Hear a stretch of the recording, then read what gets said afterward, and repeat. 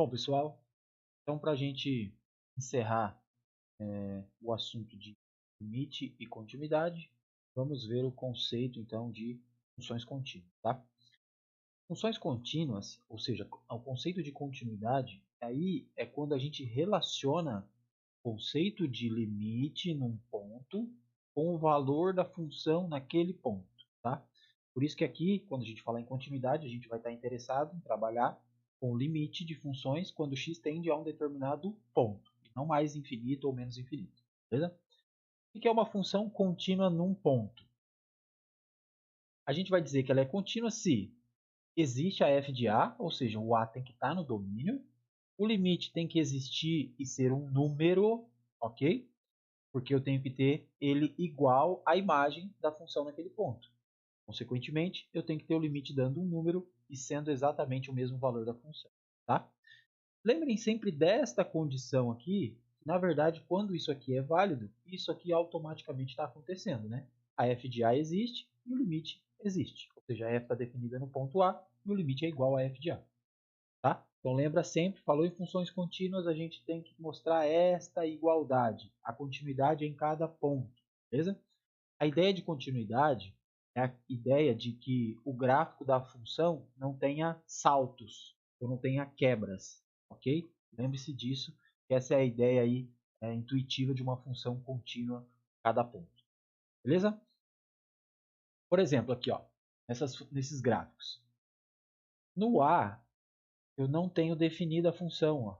Consequentemente, eu não tenho continuidade. O limite até existe, porque se eu calcular os laterais aqui, vai dar um valor aqui, mas não tenho f de a, então eu não tenho continuidade. Aqui, a f de a está aqui em cima, porém se eu calcular os limites laterais, vão dar valores diferentes, então eu não tenho limite, não tenho continuidade no ponto. Aqui, o limite existe, mas a f de a está aqui embaixo. Então, o limite não é igual ao valor da função. Então, não tenho continuidade. E aqui, a f de a nem existe, né? Eu não tenho a no domínio. E, além disso, os limites laterais aqui, se eu me aproximar do a, vai explodir lá para mais infinito.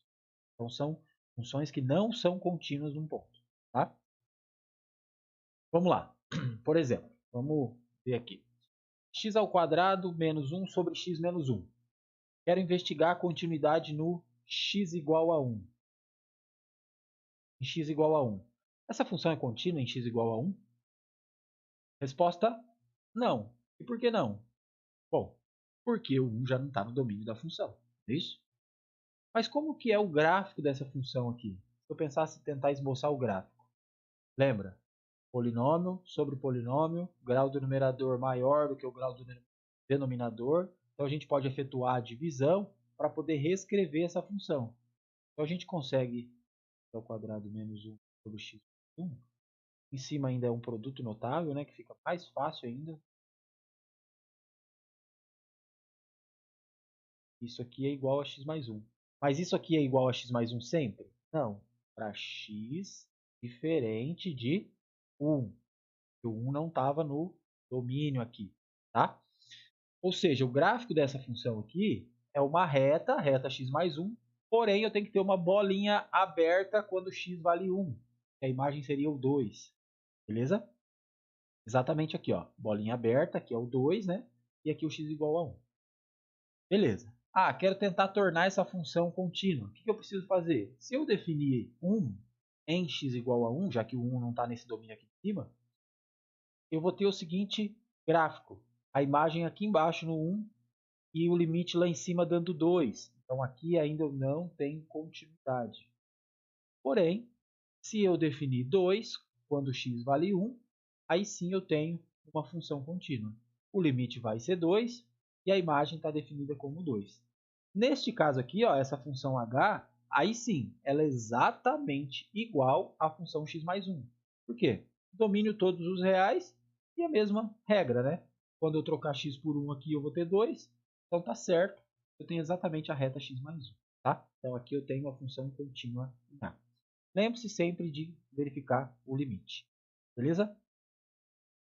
Uma dúvida que surge sempre, ou um erro que acontece bastante, é o seguinte.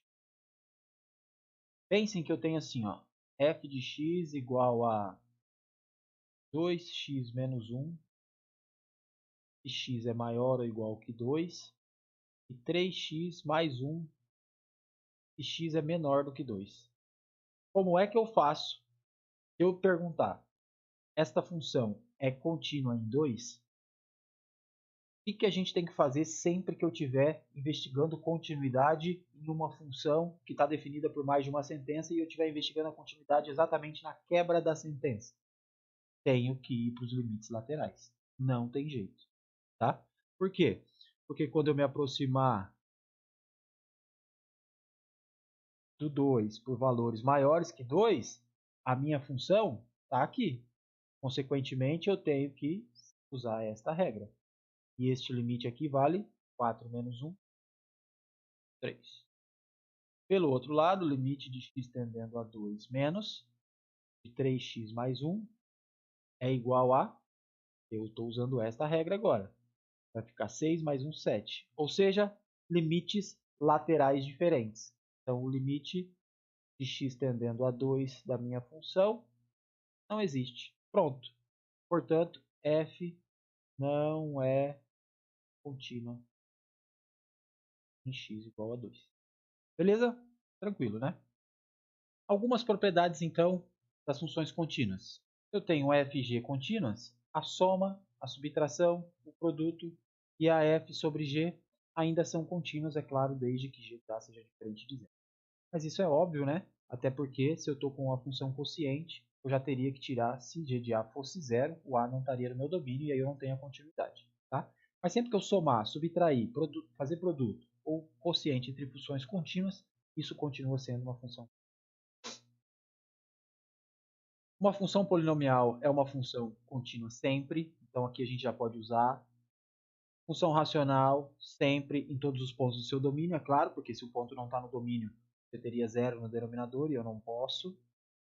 Função seno, função cosseno, função exponencial, são todas funções contínuas.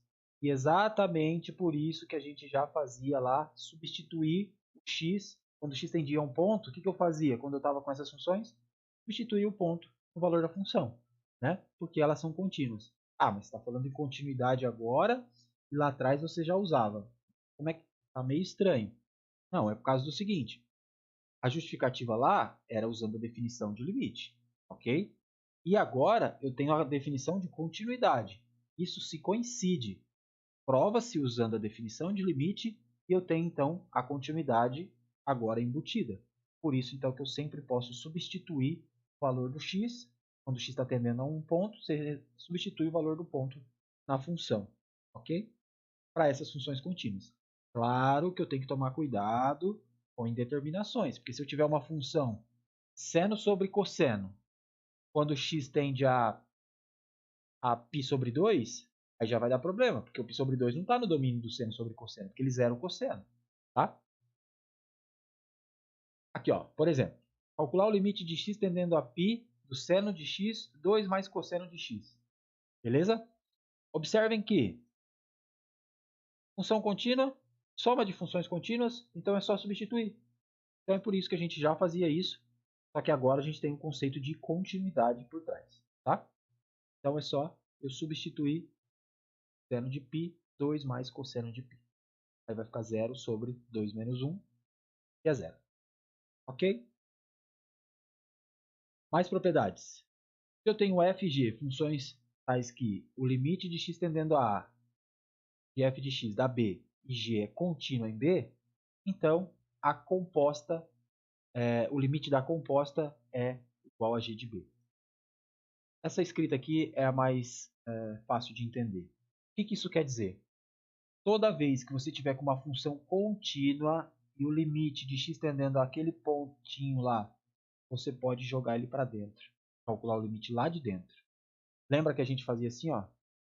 Pensar assim, limite x tendendo a zero do seno de e elevado a x. E aí? O seno é uma função contínua em todos os seus pontos do domínio. Então, esse limite pode vir aqui dentro. Então, isso é igual ao seno do limite de x tendendo a zero e elevado a x. A exponencial é contínua, consequentemente isso é e elevado a zero, que é 1. Então isso dá o seno de 1. Aí acabou. Okay? Lembra ali que é o seno de 1 radiano. Tá? Então sempre que eu tiver composta de funções contínuas, a gente pode jogar o limite para dentro da função. Calcular o limite lá de dentro. Aqui, ó, x tende a zero.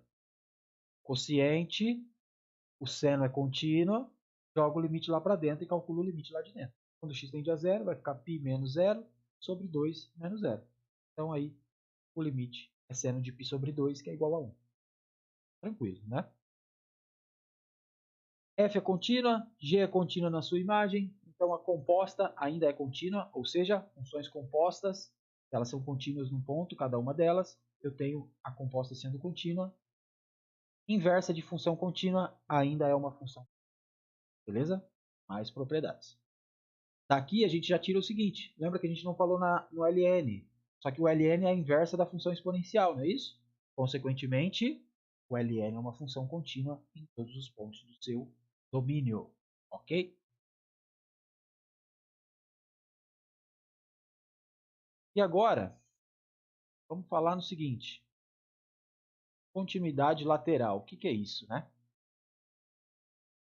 Até agora, a gente falou o seguinte, limite x tendendo a de f de x tem que ser igual a f de a.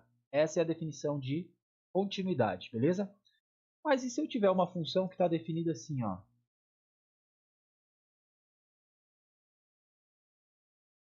F no intervalo fechado 1, 3 em R. E eu te perguntar, f é contínua em x igual a 1? A gente não consegue se aproximar do 1 andando por qualquer lado, como pede a definição de continuidade, não é isso? Então eu não posso falar em continuidade quando eu estou no extremo de um intervalo que é o domínio de uma função, tanto no 1 quanto no 3. Mas eu posso enfraquecer a definição de continuidade e chamar isso de continuidade lateral, que é quando eu vou calcular um limite lateral. Então eu tenho continuidade à direita, aqui no 1 só faz sentido eu falar em continuidade à direita, e no 3 só faz sentido eu falar em continuidade à esquerda. Beleza? Ah, mas e aí? Quando eu estou com continuidade à direita, eu só estou calculando um limite lateral, andando no domínio. Quando eu estou com continuidade à esquerda, eu estou calculando o outro lateral. Beleza? Se eu tenho continuidade lateral num extremo, continuidade lateral no outro extremo, e continuidade em todos os pontos dentro daquele intervalo, a gente vai dizer então que a função é contínua no intervalo fechado AB. Ok? Beleza. Qual é a relação, então, entre continuidade lateral e continuidade? É a mesma relação que a gente tinha para os limites. Se os limites laterais existem e são iguais, o limite forte existe e é aquele valor. Continuidade lateral é a mesma coisa. Se eu estou com um ponto no meio do intervalo e eu preciso investigar a continuidade e eu quero usar a continuidade lateral, basta eu calcular as continuidades laterais pelos dois lados. Se as continuidades laterais, se ela for contínua lateralmente, pelos dois lados, eu tenho continuidade. Tá? E o teorema do valor intermediário é aquele teorema que traduz o que eu disse sobre as funções contínuas não terem quebras. Tá? Por quê? Eu pego lá um intervalo AB fechado e aí acontece o seguinte. Ó, como é esse teorema? Vamos tentar entender a geometria por trás do teorema do valor intermediário. Acontece o seguinte. X, Y, intervalo AB. Tá? E eu tenho continuidade. Se eu tenho continuidade, eu não posso ter quebra na função aqui nesse intervalo. Por que eu não posso ter quebra? Porque ele diz o seguinte, se eu pegar, aqui está a imagem, ó, aqui de B1 e B2. Se eu te der qualquer valor aqui no meio, o teorema do valor intermediário diz o seguinte, sempre tem o valor de x aqui no intervalo AB, um x0, e esse x0 tem imagem como sendo esse valor L. Tá? Então, se eu te der um valor aqui no meio, e não tivesse um correspondente aqui no gráfico, você teria uma quebra da função. Isso não pode acontecer com funções contínuas. Tá? E uma consequência aí do teorema do valor intermediário é o seguinte: se eu calcular, eu sei que a função é contínua no intervalo AB, aí eu vou lá e calculo a f de A, dá um número negativo. Eu vou lá e calculo um f de B, dá um número positivo. E a função é contínua, obrigatoriamente ela tem que cruzar o eixo x. Por quê? Porque eu não posso ter salto. Se eu não posso ter salto, existe um valorzinho c, que a f de c é zero. Isso é muito usado em situações que você não sabe determinar, por exemplo, a raiz de uma função, se ela toca o eixo x. Mas você sabe que ela é contínua e o f de um valor antes da sua raiz dá negativo e que o valor depois dá positivo. Consequentemente, ela tem que tocar o eixo x, então ela tem uma raiz obrigatoriamente. Às vezes você não sabe como determiná-la, mas você sabe que existe. Tá? Então é uma consequência aí do valor intermediário. Então, o que eu quero que vocês gravem quando a gente falar de função contínua? Falou em função contínua, tem que verificar esta igualdade. Se isso aqui acontece, eu tenho que a função é contínua em x igual a A. Beleza? Isso que eu quero que vocês saibam.